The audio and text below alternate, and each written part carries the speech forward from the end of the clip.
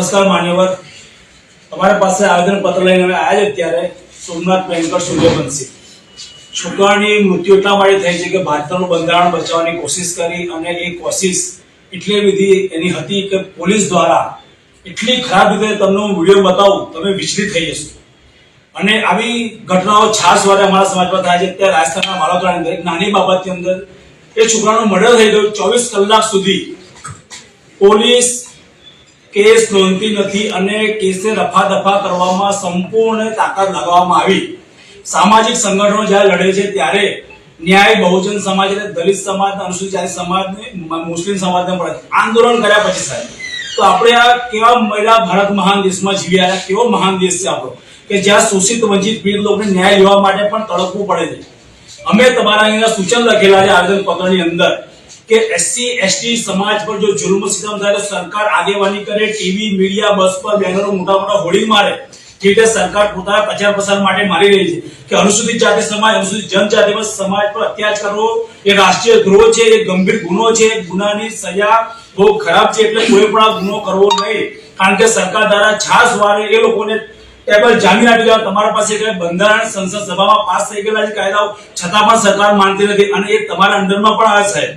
તમે તમારા વડોદરા શહેરથી બાબા સાહેબને સંકલ્પ લખી તમે કોઈ ખરડો પાસ કરો એવો અને વડોદરા ચારે જિલ્લાની અંદર બધી બાજુ લાગવા જોઈએ બેનરો કે અનુસૂચિત જાતિ, અનુસૂચિત જનજાતિ સમાજ પર અત્યાચાર કરવો એ સખતમાં સખત ગુનો છે.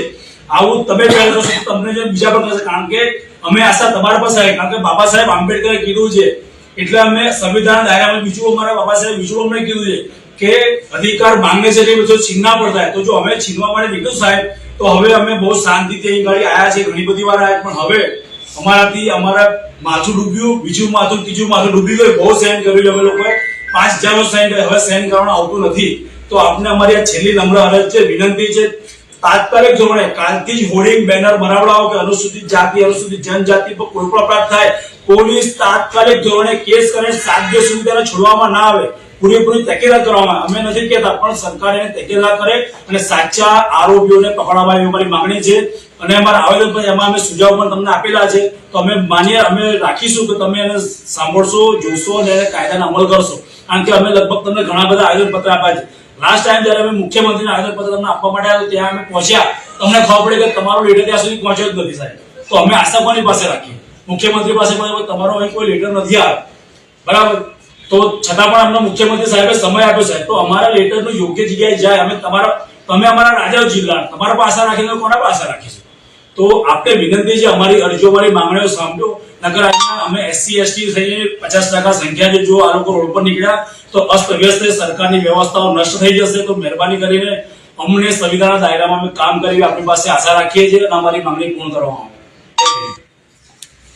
નમસ્કાર.